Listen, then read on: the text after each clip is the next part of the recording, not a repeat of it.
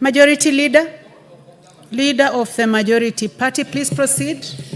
Thank you very much, Honorable Speaker. Honorable Speaker, I beg to move that the Public Finance Management Bill 2024 be read the second time.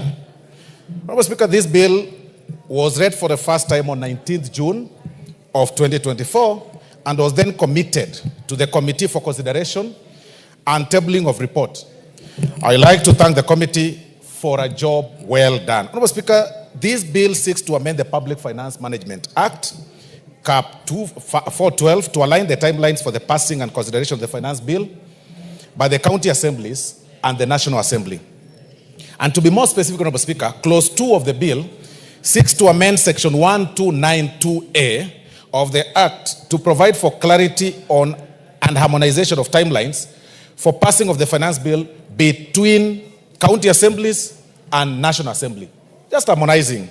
And it seeks to delete the words except the finance bill in Section 1292A of the Act and Section 1292A of the Act, then provide as follows, Honorable Speaker, that following approval by the County Executive Committee, the County Executive Committee member for Finance shall submit to the County Assembly the budget estimates, supporting documents, and any other bill, Honorable Speaker, that requires to implement the budget, except the finance bill by 30th April in that year. Honorable Speaker, the key word in this particular amendment will be except the finance bill.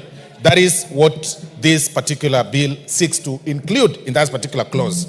Additionally, Honorable Speaker, Clause 3 of the bill seeks to introduce a new Section 131A to provide for similar procedures for submissions and considering the passing of the finance bill in the County Assembly as that of the National Assembly.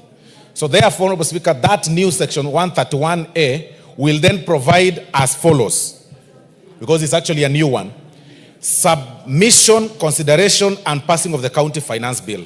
Number 131A, 1. County Executive Committee member for Finance shall submit to the County Assembly on or before 30th April the County Finance Bill setting out the revenue measures of the county government. There are clear timelines here, Honorable Speaker, that did not exist in the previous one. And following, and then it will provide under 2, that following submission of the County Finance Bill by County Executive Committee member for Finance, the relevant committee of the County Assembly shall introduce the bill in the County Assembly.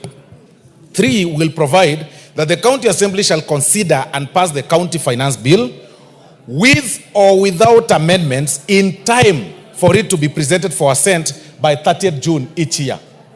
This hasn't been there, Honorable Speaker, and that really seeks to help harmonize such things, Honorable Speaker.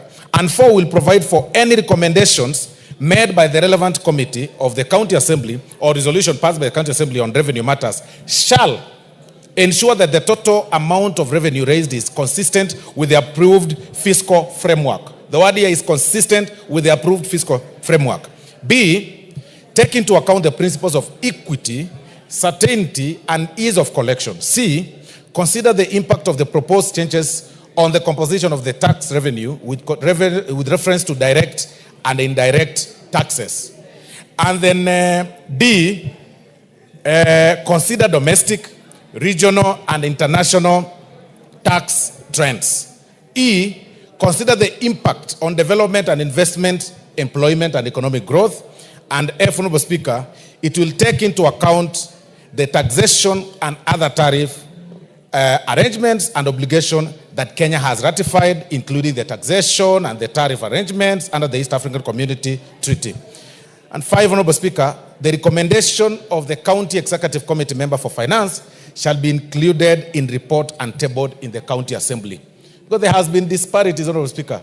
There hasn't been really a harmonized system between the County Executive Committee members and the County Assembly, because there was utmost autonomy by the county executive committees, which is detrimental now to the works of the county assembly as an assembly. Honorable Speaker, Clause 4 of the bill seeks to appeal Section 133 to align the practice in the county assembly to that of the National Assembly in consideration of the finance bill. This must be clear. You know, the only finance bill that Kenyans know or Kenyans are aware of is the finance bill by the National Assembly. Kenyans are unaware that every county assembly also has their own finance bill. So we want to realign that. This particular bill seeks to realign such so that we have a replica of what happens in the National Assembly as far as the finance bill is concerned, and should replicate to what happens in the county assemblies, Honorable Speaker. And that is what Section 133 seeks to amend. And it provides that not later than 90 days after passing the appropriation bill, the county assembly shall consider and approve the finance bill with or without amendments. Mr. Speaker, this is very important because the casual way to which the county assemblies and the county governments run their business affairs, especially the business of the finance bills, Honorable Speaker, will be put to a stop. It now is well aligned within the law. Honorable Speaker, in conclusion, this bill contributes largely to the development of this country in terms of the finance sector. It contributes largely towards, of course, realigning the funds that come through such provisions that are introduced in the finance bill. And I therefore urge the honorable members to support this bill as it is. And I therefore beg to move, Honorable Speaker, and ask the Honorable Jared Okello to second. Thank you. The Honorable Jared Okello. Madam Speaker, I thank you very much for the opportunity to second this bill that has been proposed by the majority whip. My